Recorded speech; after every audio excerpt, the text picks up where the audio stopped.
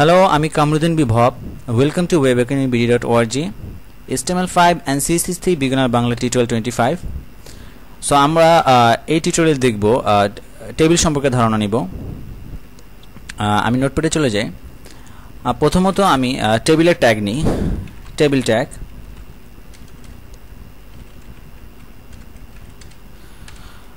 এখন এই ট্যাগটিতে কি হবে?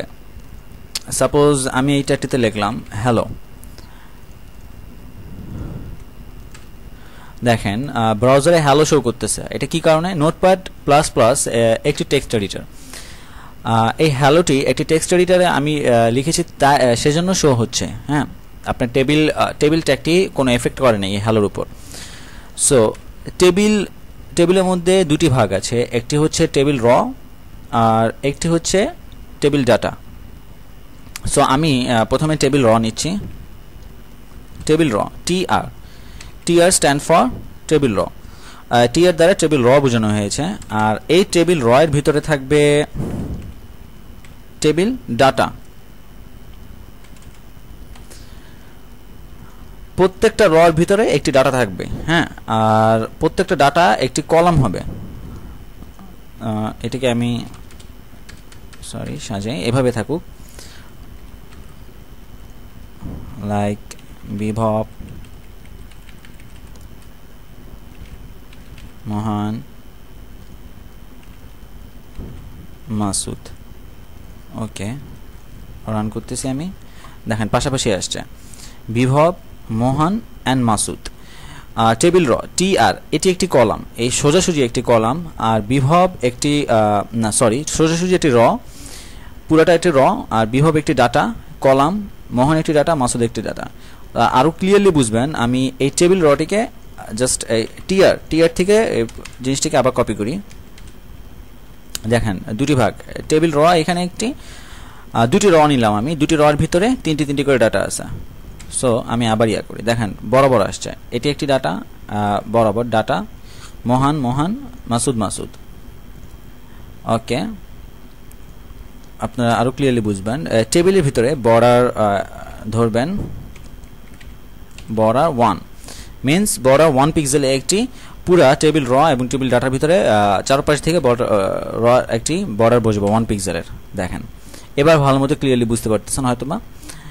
বিভব, মোহন, এই লম্বা বরাবর টেবিল র বলা হয়. দেন প্রত্যেকটা ইয়াকে কলাম বলা হয়. আর ভিতরে যা আছে তা হচ্ছে টেবিল ডাটা. সো আমি এখানে যত ডাটা ধরবো, সাপোজ আরও বাড়িয়ে দিলাম এগুলোকে. দেখেন একটা জিনিস খেয়াল করেন, এই জায়গায় খালি পড়ে আছে বিকজ আমার প্রথম র এর ভিতরে 5টি ডাটা, হ্যাঁ 5টি কলাম আমি তৈরি করেছি. আর দ্বিতীয় র এর ভিতরে আমি 3টি কলাম তৈরি করেছি, তাই অটোমেটিক্যালি খালি থাকবে.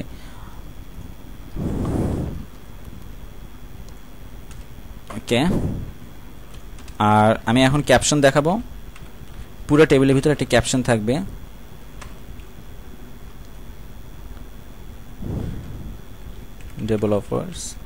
Developers name.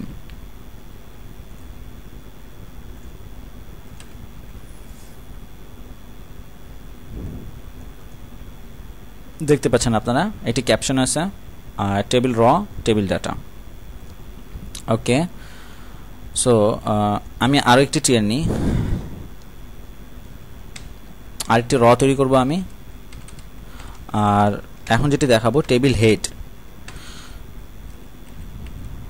3টি হেড নিই বিকজ আমার 3টি table data column. My name, my brothers name, my friend name.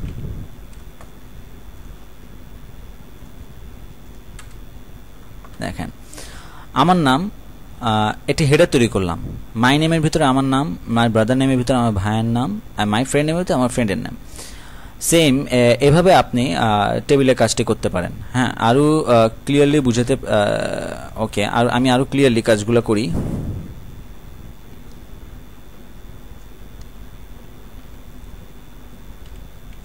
example school, sorry, student name, class roll, এখানে কি দেওয়া যায়? আচ্ছা আমি দুটি করে ধরলাম।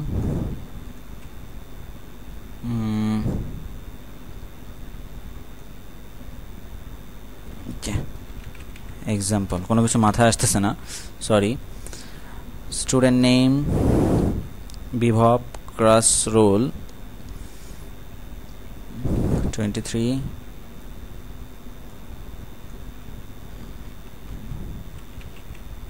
এক্সাম্পল স্টুডেন্ট নেম ধরলাম মোহান, ক্লাস রোল 01, এক্সাম্পল। দেখেন স্টুডেন্ট নেমের ভিতরে বিভব এবং বিভবের ক্লাস রোল 23, ঠিক এভাবেই টেবিলের পর টেবিল ক্রিয়েট করতে পারেন। এখন আমি যেটা দেখাবো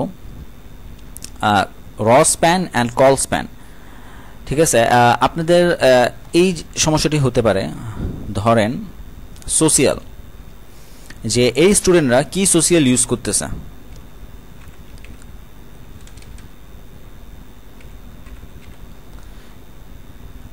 লাইক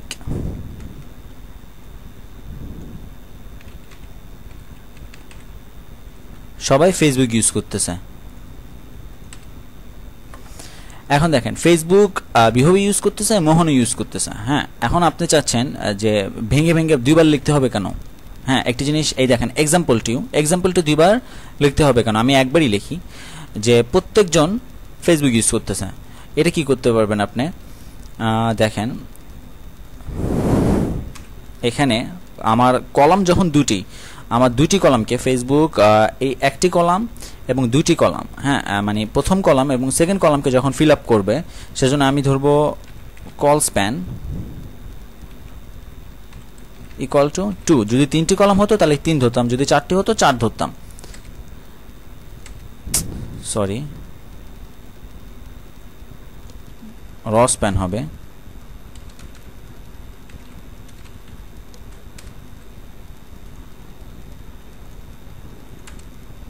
র স্প্যান। আমার নিজের মাঝে মাঝে কনফিউশন হয়ে যায় কলাম অ্যান্ড রসের উপরে, র স্প্যান। আর এখান থেকে সাপোজ অ্যান্ড আপনি সোশিয়ালের ক্ষেত্রে যেটা করতে পারেন, ধরলাম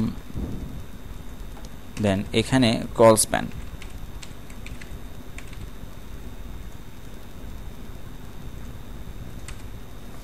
দেখেন উপর থেকে আপনি যতগুলি টেবিল যতগুলি কলামকে আপনি ফিল আপ করতে চান, অতগুলি কল স্প্যান লিখে আপনি 2, 3, 4 দিতে পারেন। আর এখানে র স্প্যান যতগুলি রকে আপনি ফিল আপ করতে চান, অতগুলি র লিখে আপনি র স্প্যান লিখে অতগুলিকে আপনি মানে 2, 3, 4। আর যদি ডিফল্ট করতে চান, সাপোজ এখানে থাউজেন্ডস অফ স্টুডেন্টসের নাম থাকবে, থাউজেন্ডস অফ স্টুডেন্টসের ক্লাস রোল থাকবে। এখন আপনি তো আপনি বলতে পারেন যে আমি গোনা রসপাল কনস্ট্যান্ট কেন দিব? কোনো কি মানে সিস্টেম নেই যে অটোমেটিকলি ফেসবুকটা একবারই দেখা থাকবে? সো এটার জন্য করতে পারেন কি, অনেক ক্ষেত্রে আপনার বিভিন্ন ওয়েবসাইটের টেবিলের মধ্যে আপনি ভিউ পেজ সোর্স দিয়ে দেখবেন এভাবে থাকে, এই 99 সেম কাজটি করবে, কোনো তফাৎ আসে নাই। কিন্তু আমি যতগুলি র তৈরি করব অতগুলো রতে এটা চলে আসবে। সাপোজ ধরেন আমি আইটি টেবিল র ক্রিয়েট করলাম, এটা ডিফল্ট আপনার নামতে থাকবে, দেখেছেন ডিফল্ট নামতে থাকবে। ওকে, আমি এখন টেবিলের উপর সিএসএস এর কাজ করব। প্রথমে আমি টেবিলটিকে ধরলাম, পুরো টেবিলটি দেখেন উপর থেকে নিচ পর্যন্ত আমি পুরো টেবিলে একটি ক্যাপশন নিলাম। দেন প্রথমে আমি এটি র নিলাম, যে রর ভিতরে আমার হেডার থাকবে, টেবিল হেডার, যে আমি মূলত কিসের উপর ধরবো, student name, class roll and social, প্রত্যেকটা স্টুডেন্ট নেম অ্যান্ড ক্লাস রোলের একটি হেডার থাকবে। দেন আরেকটি টেবিল র নিব যেটার উপর স্টুডেন্টদের নেম থাকবে, ক্লাস রোল থাকবে। এরকম করে আপনি যতগুলি আপনার ইচ্ছা যতগুলি আপনি টেবিল র নিতে পারেন। ওকে, সো সিএসএস এর কাজ করি এখন আমি।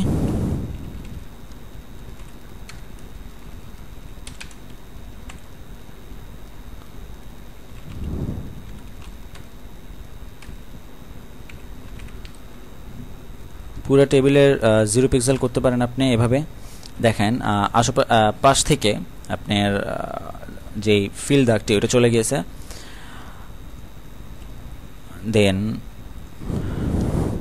TR and TH,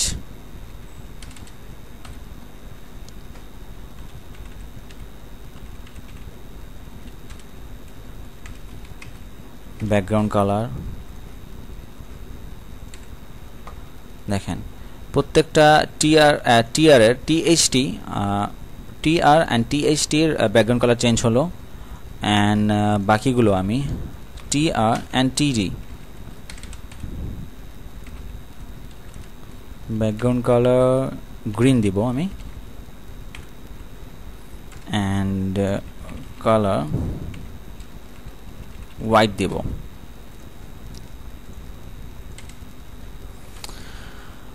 আর এভাবে আপনারা টেবিলে কাজটি করতে পারেন। আপনি চাইলে ক্যাপশনটি ধরে ক্যাপশনটির একটি ব্যাকগ্রাউন্ড কালার দিতে পারেন, ক্যাপশনটি ব্যাকগ্রাউন্ডও করতে পারেন, আপনি বর্ডার করতে পারেন। সো আমি জানি না কতটুকু বোঝাতে পারলাম আপনাদেরকে টেবিল সম্বন্ধে। আপনি এক কাজ করবেন, টেবিল সম্বন্ধে বেশি ভালো আইডিয়ার জন্য আমি সাজেস্ট করব যে আপনি গুগলে সার্চ করবেন table CSS। CSS styling tables এখানে আছে, বা সবচেয়ে বেশি বেটার হয় CSS টেবিল জেনারেটর। আর টেবিল CSS দিলেই চলে আসবে CSS টেবিল জেনারেটর। এখানে যাবেন, CSS এই শর্টকাটটি হয়তো বা দেখানো ঠিক হচ্ছে না, তবে আমি সাজেস্ট করব এভাবে আপনারা কপি কাট করবেন না। আপনি আগে নিজে খুব ভালো মতো প্র্যাকটিস করবেন, কারণ এভাবে কপি কাট করলে একসময় দেখবেন যে অভ্যাসে পরিণত হবে। প্রত্যেকটি জিনিস আপনি দেখবেন যে কপি করে করে কাজ করতে মন চাচ্ছে, তখন আর নিজে কোনো কাজ করতে চাবেন না।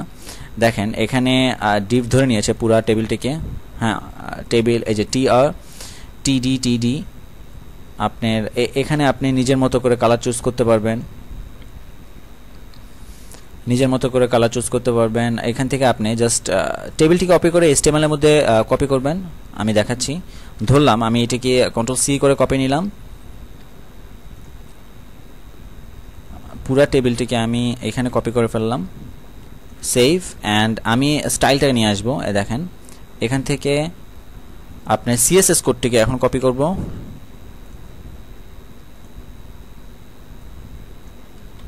ওকে, দেন সেভ। এখানে দেখেন CSS এর কাজ। আপনি বলতে পারেন যে এতগুলো টিউটোরিয়াল চলে গেল, আমি এত CSS কেন দেখানি। প্রত্যেকটি CSS আপনি খেয়াল করবেন, এতগুলো টিউটোরিয়াল আসার পরে আমি মানে চিন্তা করি যে আপনাদের এখন প্রত্যেকটা জিনিস নিয়ে হাতানোটা মানে বের করবেন, যে আপনার নিজের থেকে বের করার বেশি চেষ্টা করবেন। সব কিছু আমি আসলে টিউটোরিয়াল দেখানো সম্ভব না, তাও আমি যতটা চেষ্টা করব অ্যাডভান্স টিউটোরিয়ালে আমি আপনাদেরকে প্রত্যেকটা জিনিস দেখাবো। দেখেন মার্জিং, পারিং, উইথ, বক্স শ্যাডো। আপনি বক্স শ্যাডো হয়তো বা দেখিনি আমি। বর্ডার, এই যে মোজ বর্ডার রেডিয়াস বটম লেফট। মোজ মানে মজিলা, এটা হচ্ছে আপনি মজিলাতে যাতে কাজ করে, মজিলা ব্রাউজারে। ওয়েবকিট মানে হচ্ছে আপনি গুগল ক্রোমে যাতে কাজ করে। এই দুটিকে আমি যদি কেটে দিই কোনো ডিফারেন্স আসবে না। মেইন CSS হচ্ছে এটি। দেখেন টেবিলটি, শুধু টেবিলটা ধরতে পারি, এখানে ক্লাস ধরে নিয়েছে। Border collapse, border spacing. Border spacing মানে প্রত্যেকটা বর্ডার পর একটা স্পেস থাকবে, 0 পিক্সেল করে রেখেছে। এটা না থাকলেও হয়। Height, with and height the same thing.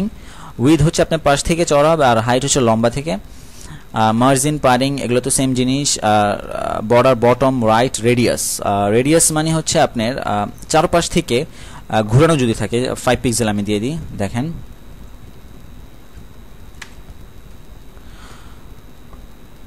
Sorry, এখান থেকে হচ্ছে না। দেখেন আমি ওখান থেকে কপি করে নিয়ে আসলাম, জাস্ট কাট পেস্ট করলেই হচ্ছে।